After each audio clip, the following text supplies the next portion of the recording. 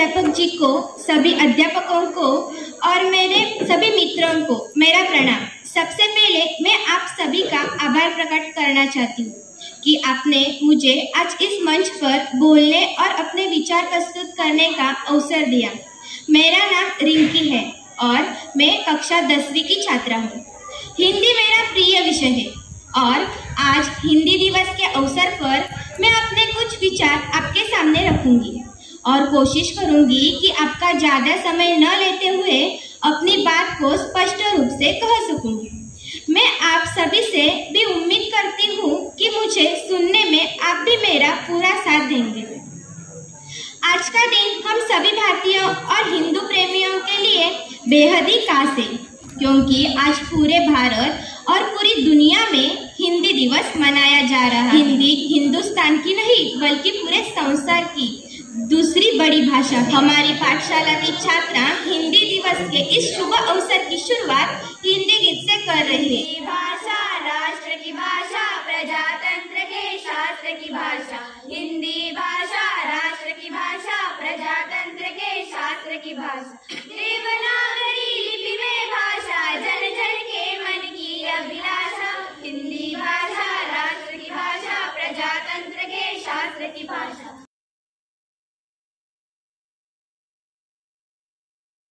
नमस्ते, मेरा नाम फरहान इमरान नवाब है। मेरी कहानी का नाम बंदर और मगरमच्छ है। एक दिन की बात है, एक बड़ा सा पेड़ था जिस पर कई बंदर रहते थे। उस पेड़ के नीचे तालाब में 2 मगरमच्छ रहते थे। एक दिन उनमें से एक मगरमच्छ बीमार पड़ गई। डॉक्टर ने कहा कि केवल एक बंदर का दिल मगरमच्छ का इलाज कर सकता है। मगरमच्छ ने प्रत्येक बंदर को तालाब में उसके साथ आने के लिए कहा, लेकिन उनमें से कोई भी बंदर मगरमच्छ के साथ पानी में जाने के लिए राजी नहीं था। अंत में एक बूढ़ा बंदर राजी हुआ। बंदर ने पानी का आनंद लिया। जब वो दोनों गहरे पानी में थे, मगरमच्छ ने उन्हें अपना उद्देश्य बताया। मगरमच्छ ने कहा कि उसे एक बंदर का दिल चाहिए। बंदर ने कहा, कृपया मुझे वापस पेड़ के पास ले चलो, क्योंकि मैंने अपना दिल पेड़ के ऊपर छोड़ दिया है। मैं इसे आपको वहां पर दे सकता हूँ।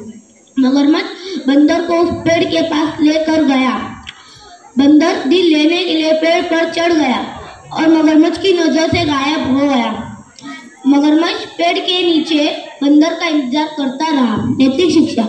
इस कहानी से हमें ये सीख मिलती है कि मुश्किल वक्त में घबराना नहीं चाहिए, बल्कि बंदर की तरह समझदार से काम लेना चाहिए। नमस्ते, आज सभी को हिंदी दिन के अवसर पर शुभकामनाएं। मेरा नाम आनिया इमरान नवाब है। मैं 7वीं कक्षा में पढ़ती हूँ। मेरी कहानी का नाम सच्चा शासक है। कंचनवन में शेरसिंह का राज समाप्त हो चुका था, पर वहाँ बिना राजा की स्थिति ऐसी थी जैसे जंगल राज हो, जिसकी जो मर्जी वह कर रहा था। वन में अशांति, मारकाट, गंदगी इतनी फैल गई कि वहाँ जानवरों का रहना मुश्किल हो गया।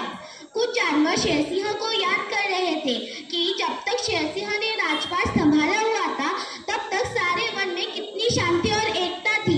ऐसा ही चलता रहा तो एक दिन यह वन ही समाप्त हो जाएगा और हम सब बेघर होकर मारे जाएंगे। भालू बोला, कोई न कोई उपाय तो करना ही होगा। क्यों न सभी की सहमति से हम अपना राजा चुन ले, जो शेरसिंह की तरह पुनः हमें एक जंजीर में बांधे और वन में एक बार फिर अमन व शांति के स्वर गूंज उठे।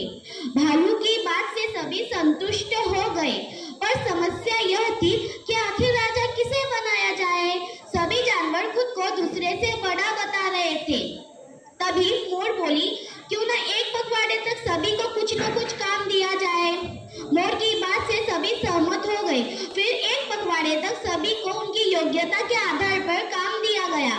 लोमड़ी को मिट्टी हटाने का काम दिया गया, तो बंदर को पेड़ों के जाले साफ करने का काम और हाथी को पत्थर उठाकर गड्ढे में डालने का काम सौंपा गया। खरगोश को घास की सफाई का काम सौंपा गया। जब एक पखवाड़ा बीत गया, तब सभी जानवर अपने अपने कार्यों का ब्यौरा लेकर एक बड़े से मैदान में एकत्रित हो गए।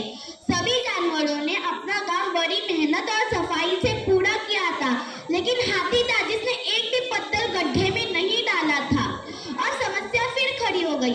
आखिर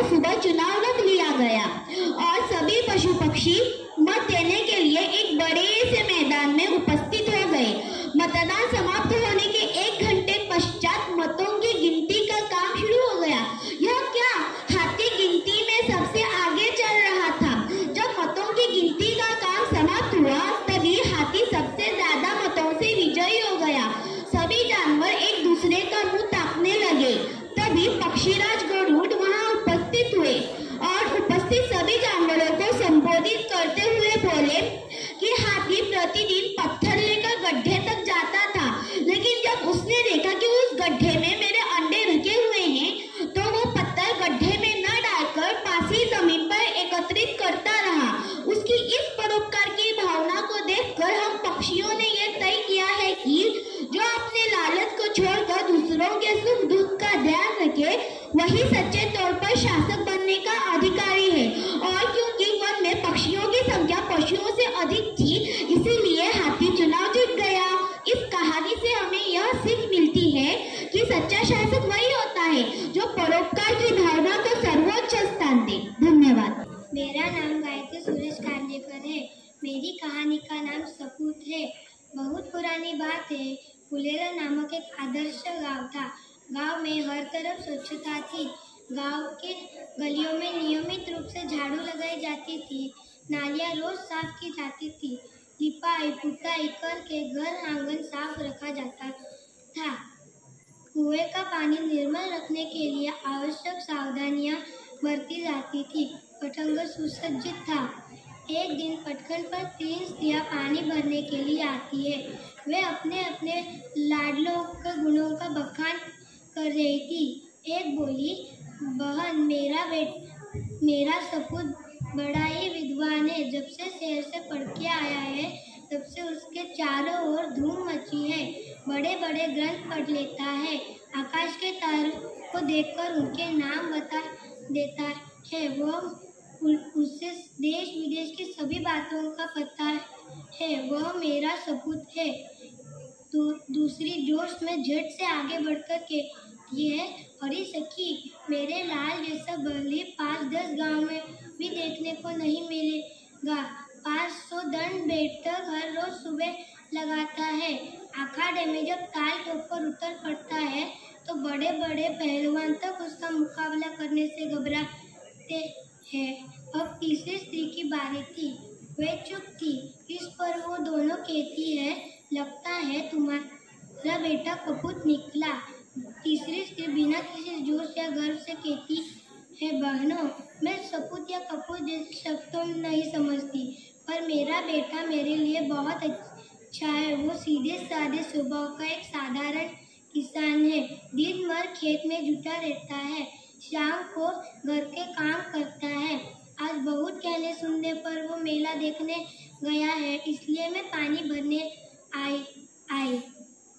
वो तीनों स्त्रियां अपने अपने सिर पर घड़े लेकर 2-4 कदम ही आगे चली थी कि पहली स्त्री का बेटा आता है, कहता है, माँ व्याख्यान देने जा रहा हूँ, भोजन वही करूँगा। यह कहकर वो तेजी से चला गया। तभी दूसरी स्त्री का पहलवान पुत्र भी आ गया। उसने कहा, माँ, आज मैंने दंगल में एक नामी पहलवान को बुरी तरह से पछाड़ा। पानी लेके जल्दी से घर आना, मुझे बहुत भूख लगी है।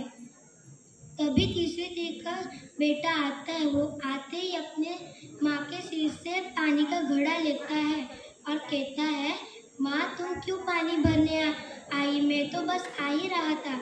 यह कहकर वो उत्साह के साथ घर की ओर बढ़ गया। यह देखकर उन दोनों स्त्रियों का सिर संकोच से झुक गया। उन्हें बोध हुआ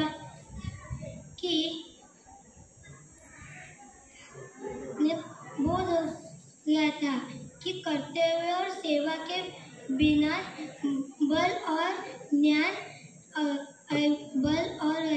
अधूरा है।